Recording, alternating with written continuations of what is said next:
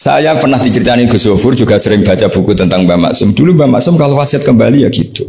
Kamu harus NU dan harus mempertahankan NU, tapi tidak dengan cara membenci Muhammadiyah.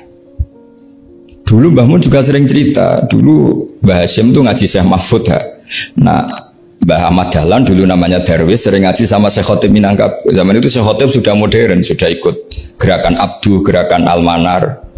Sehingga bawaannya Mbah Ahmad Dahlan ini agak-agak agresif. Yang Mbah Hashim karena hanya mulazim di Syekh Mahfud, hanya sesekali ngaji Syekh Khotib, beliau lebih seperti itu. Dan dua beliau ini sama-sama pernah ngaji Mbah Soleh Darat di Semarang, Mbah Hashim sama Mbah Ahmad Dahlan yang dulu namanya Darwis. Jadi ini masih min minuskatin wahidah mimam bain wahid. Sehingga kita tidak kaget ketika Mbah Ali Maksum mengomentari Muhammadiyah itu masih ahli sunnah wal jamaah. Makanya nanti terakhir saya baca kitabnya Mbah Ali dan sering saya pelajari. Andai kan kita ini sepakat dengan ilmu, ya kita tahulah. Kalau Abu Hanifah itu tidak kunut, Imam Syafi'i kunut, berarti kunut itu madzhabnya Abu Hanifah, bukan madzhabnya Mbah Ahmad Dahlan. Apa tidak kunut itu madzhabnya Abu Hanifah, bukan madzhabnya Mbah Ahmad Dahlan. Kita kunut itu madzhabnya Imam Syafi'i, bukan madzhabnya Mbah Hashim. Ini semuanya masih dalam bingkai ilmu. Adzan qabla subhi juga riwayatnya jelas. Tidak adzan ya sudah perilaku kita sudah jelas. Dulu Mbah Mun sering didik kita gitu. Saya sering dengar cerita kalau dulu Pak Arif Fakhruddin begitu hormat sama Mbah Ali, apalagi duriahnya Mbah Azhar Basir, karena beliau dulu ngaji di Termas. Dulu itu nggak ada masalah karena semuanya dianalisis pakai ilmu. Tapi sekarang pakai identitas, yang kunut itu NU, yang nggak kunut Muhammadiyah. Berarti Abu Hanifah itu Muhammadiyah, Imam Syafi'i itu NU. Berarti Imam Syafi'i itu ya anak buahnya Ki Miftahul Ahyar kira-kira gitu, karena kan anak buahnya Pak Said Akil. Kan terus jadi repot. Dulu kita ini pengagum ilmu, bukan pengagum perbedaan. Sehingga di sini yang saya kagum dari sekian ceritanya Mbah Ali Maksum, supaya kitab ini to point, supaya nggak lama-lama karena waktunya juga. Nanti kalau kemalaman ini kena semprit ini sudah. Ini diantara yang diceritakan Bali itu unik. Imam Syafi'i itu sering tawassul, sering wasilah sama siapa itu? Abu Hanifah. Ini sudah tak petakan, saya baca yang sensitif lah, so yang ini ya. Ziyar al-Babus Samin, terus sebentar ini yang bab tawassul.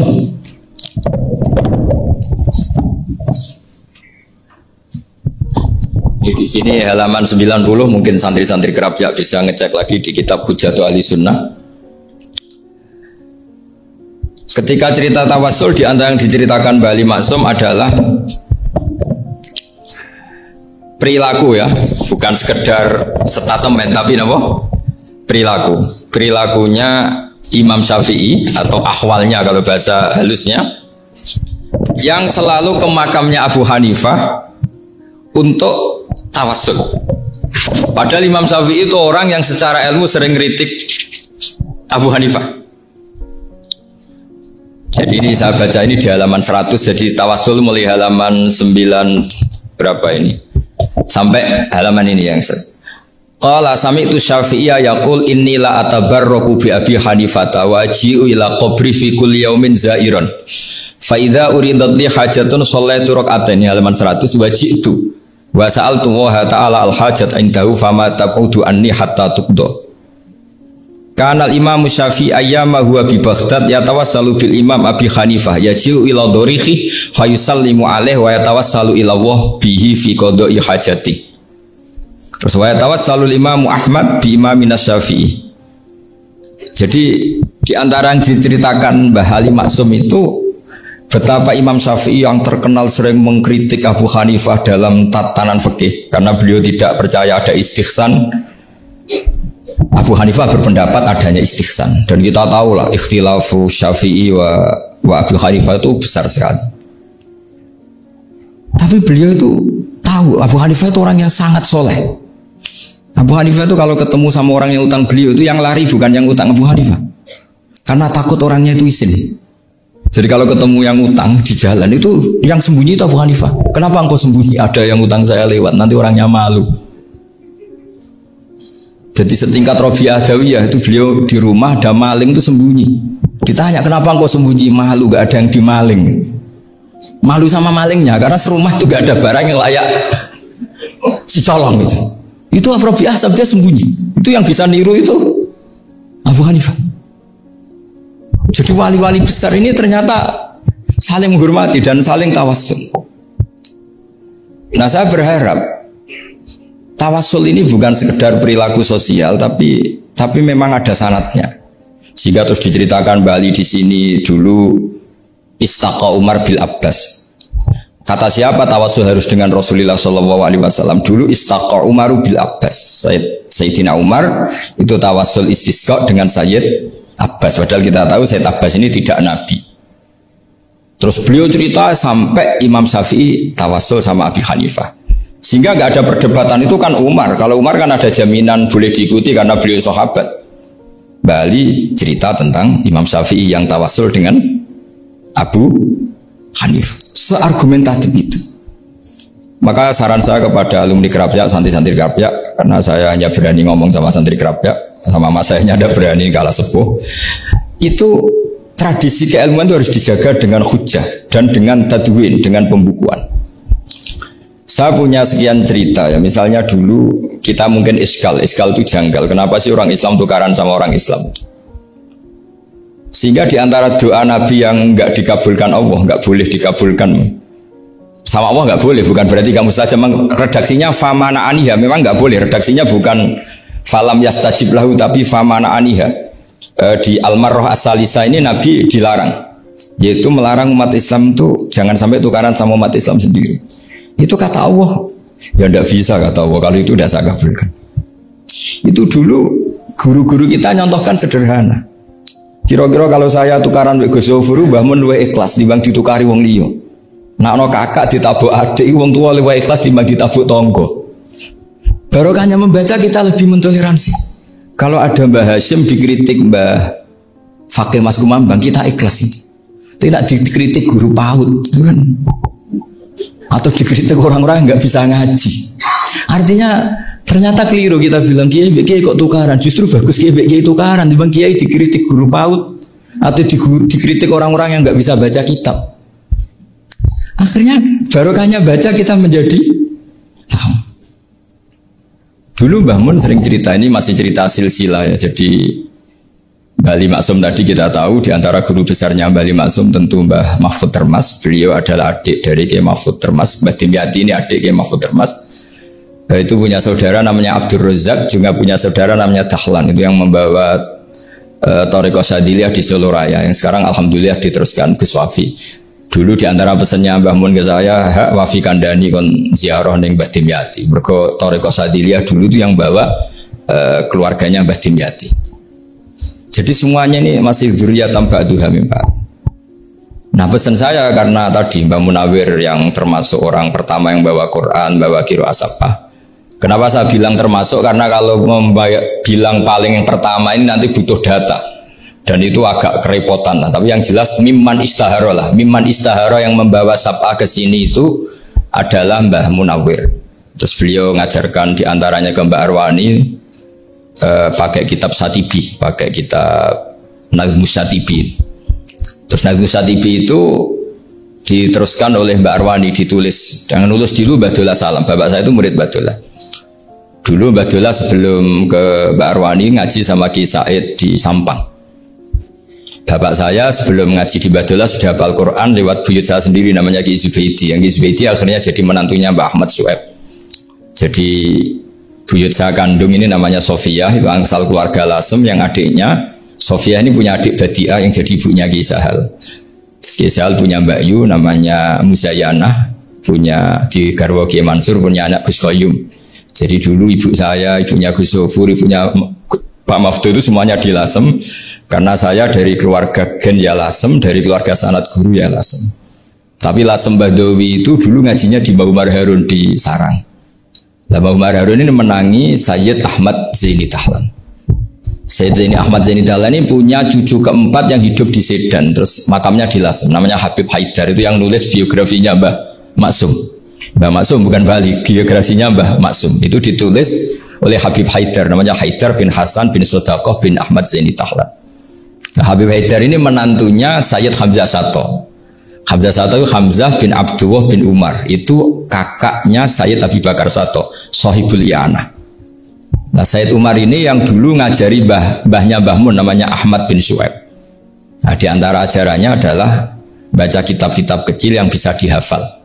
Dibawalah ke sarang jadi metode muhafadzah. Tapi kemudian lama-lama oleh pondok itu jadi syarat kenaikan kelas. Dulu nggak ada muhafadzah untuk kenaikan kelas ya, supaya orang alim itu harus hafal, lama-lama dipakai syarat untuk muhafadzah. Jadi semua ini sanad harus kita ingat supaya kita bisa menjaga tradisi. Termasuk tradisi ini kiai seneng jagungan, terus ngomong ra penting. Itu juga sanad. Setahu saya Mbah Mun tuh kalau ketemu bapak ya guyon terus. Saya punya kenangan tuh yang dulu agak iskal tuh begini.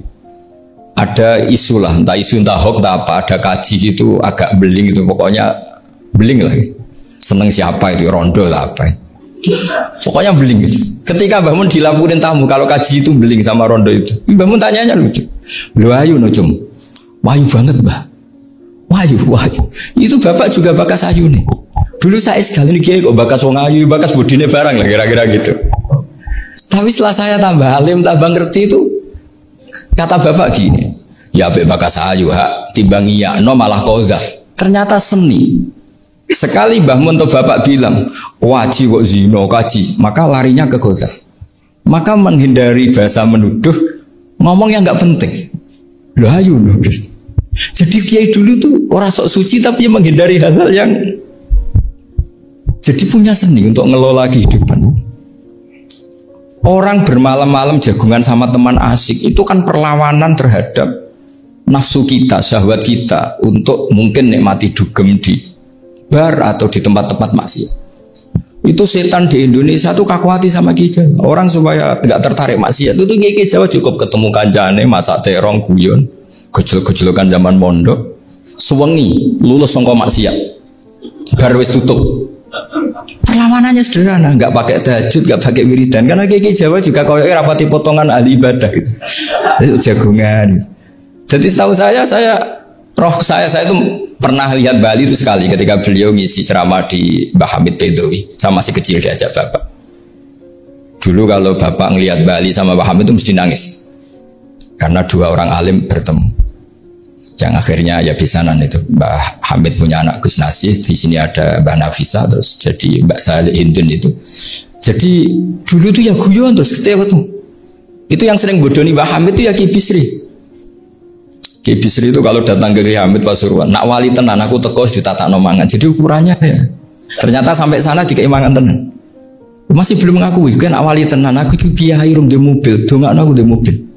Sudah kalah satu seri itu masih gak terima. Udah itu Mbah Hamid akhirnya berdoa, ayo monggo, mungkin Ki Bisri gak ada mobil. Itu setelah didoain masih tanya, mereknya apa merek?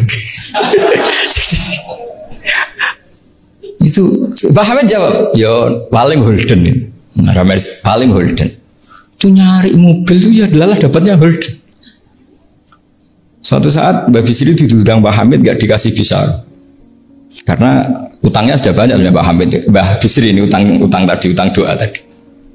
Itu ya gak dikasih besar ya gak mau kesang apa-apa kelambimu kayak aku. Didol sama muhibbinya Mbah Hamid itu harganya melebihi jatah bisaroh. Ketemu Mbah Hamid, Kang, susu Kang, mergo. Jadi dulu itu rileks, makanya ini yang diceritakan Gus Zofur. Sebetulnya kalau kiai-kiai itu bersanad itu ya rileks, hidupnya itu rileks.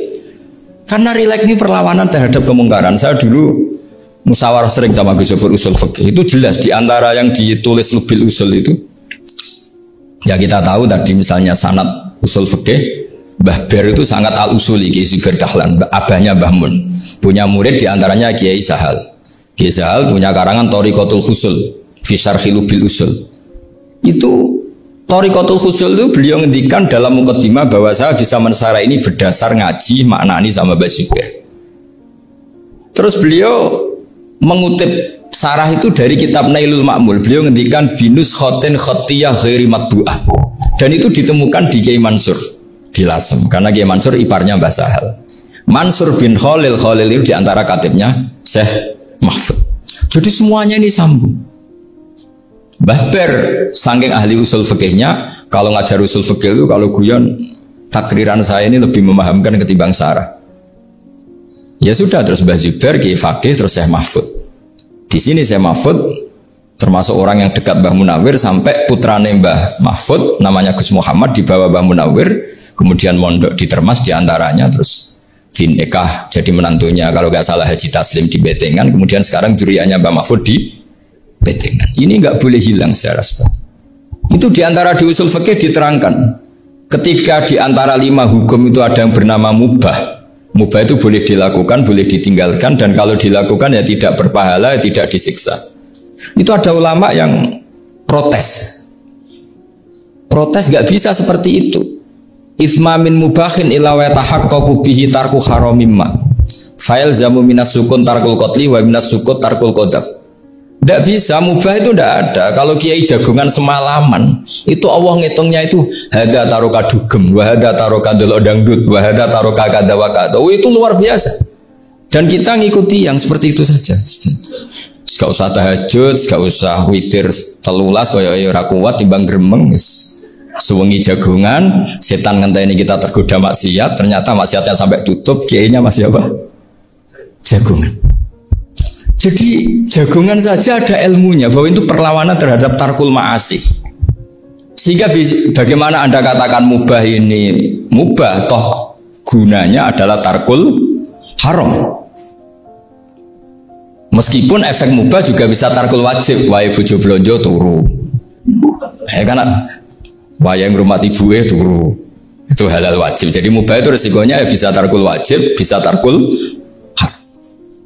Sehingga kalau sanad ini terjaga secara baik, secara kultur, saya sering juga sahabat sama Gus Yofur itu mesti tak niati gitu. Jagungan wong alim wis ibadah dan menikmati ibadah adalah dabul auliya wa dabul ulama. Kata Imam Ghazali, pada akhirnya waqud buhadatin al istilzat bil mubahat.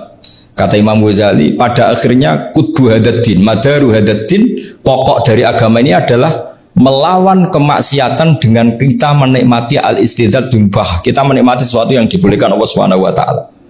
Dan seperti ini itu bisa qasmu dhuhri syaitan, bisa menghancurkan punggungnya setan. Karena kalau melawan setan dengan ibadah ini kadang kita capek selain isra potongan. Tapi nak kangkang neng komplek H gitu jagungan mbek kancane, ngenang melarate, mbok ngenang ras sekolah ramunggas, kenangan sing ramunggah diarani istiqomah. Gitu kan diarani tulus zaman, kok sing munggah dianggap kesusu. Saya ini punya pondok Quran, kalau ada yang hafal 3 tahun mesti digojlok kancane, gak apik kesusu itu. Kesusu itu mesti tidak barokah karena tergesa-gesa apa? Hatam.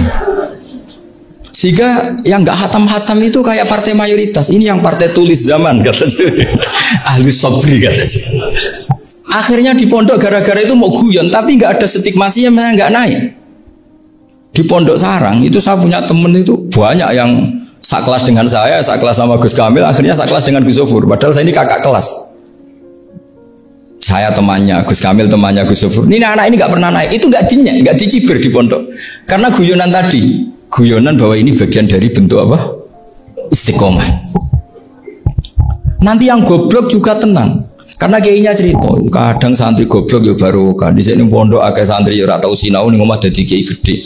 Selalu kiainya tuh cerita seperti itu. Akhirnya sing goblok ya bangga dengan kegoblokannya.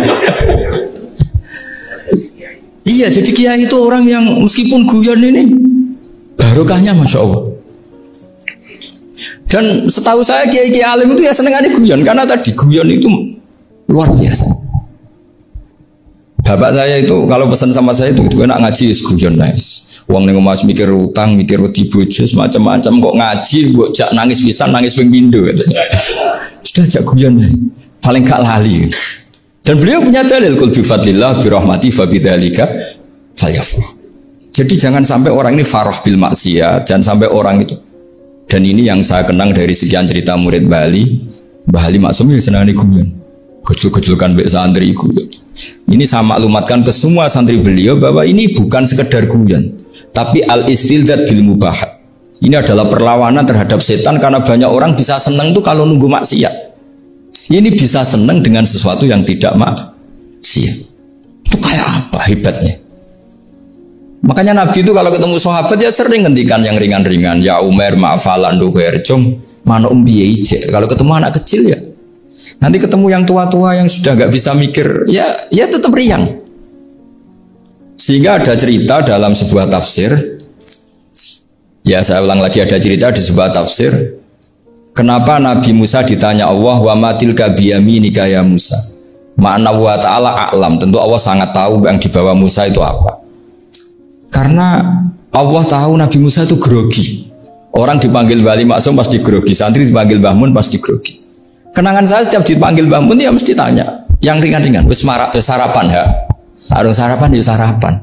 Pas sarapan ya kan. Tanduk mangan sing enak. Orang santri ora tau mangan enak. Ya gak pernah ngomong yang penting. Ngendikan yang penting. Nah karena Nabi Musa ini grogi. Ini sebagian tafsir. Itu ditanya yang ringan. Sake iku nggawa apa?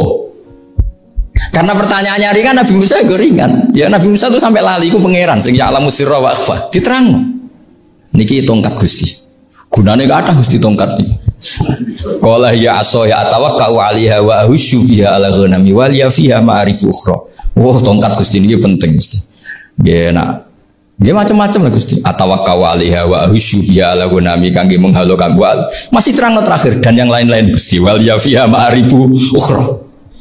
Sehingga akhirnya rileks karena Nabi Musa terus ngerti ternyata ketemu pangeran itu gak seserem yang saya bayangkan gitu. Pertanyaannya ringan itu ada ilmunya. Tapi cerita ini yang versi tafsir ini tidak yang seperti di Manaqibul Ghazali. Di beberapa kitab tentang Manaqibul Ghazali diceritakan di alam roh Nabi Muhammad SAW itu yubahi bi umati, saking yubahinya sampai ngendikan ulama umati ke anbiya Bani Israel. Ulama umatku itu pinternya atau statusnya itu mirip-mirip lah. Kaf itu ya mirip-mirip lah, mirip-mirip kayak ulamanya apa nabinya Bani Israel. Akhirnya Nabi Musa itu tersinggung sekali. Bagaimana mungkin ulama disamakan dengan apa? Nabi. Sehebat-hebatnya ulama itu kan tidak akan apa? Yabluhu darajatan nubuwah atau yartaqi la darajatin nubuwah. Itu akhirnya ya kalau kamu nggak percaya panggil yang dipanggil Imam Ghazali. Ya Nabi Muhammad juga nggak mau kalah itu. Kalau manggil ulama RT ya kalah keok. Gitu. Akhirnya Imam Ghazali datang, ditanya sama Musa, Mas muka nama kamu siapa? Ana Muhammad bin Muhammad Al Ghazali At-Tusi Asy-Syafi'i. Itu disebut panjang. Terus Nabi Musa guyu-guyu. Kamu lama kok ngomong yang nggak penting. Ditanya namanya kok penjelasannya sepanjang itu. Dianggap itu satu kesalahan. Masa tanyanya nama kok ditanya. Jawabnya Muhammad bin Muhammad Al-Ghazali At-Tusi Asy-Syafi'i. Kepanjangan ini. Ketika Nabi Musa agak mencibir, agak gimana itu terus saya Imam Ghazali, kalau ini masalah, lebih masalah jenengan. Apa itu? Yang tanya jenengan tuh Allah ya alamu sirra wa akhfa, dan Allah hanya tanya wa ma tilka biyaminika ya Musa. Harusnya jenengan jawab aso ya titik, bukan kepanjangan. Atawakkau 'alaiha wa syubha itu kepanjangan. Allah tanya yang di bawah kamu itu apa? Yang di tangan kamu. Harusnya jawabnya hanya aso ya. Tapi kenapa penjelasannya sepanjang itu? Sampai terakhir waliya fiha ma'arifu ukhra. Terus pinter tenan jadi gitu. Terus Nabi Muhammad, Nabi Musa terus bilang, ya pinter tenan aja gitu. Padahal kita tidak pernah GR seperti itu kan, kebetulan Imam Ghazali. Kalau yang lain mungkin ya keok lah kira-kira gitu.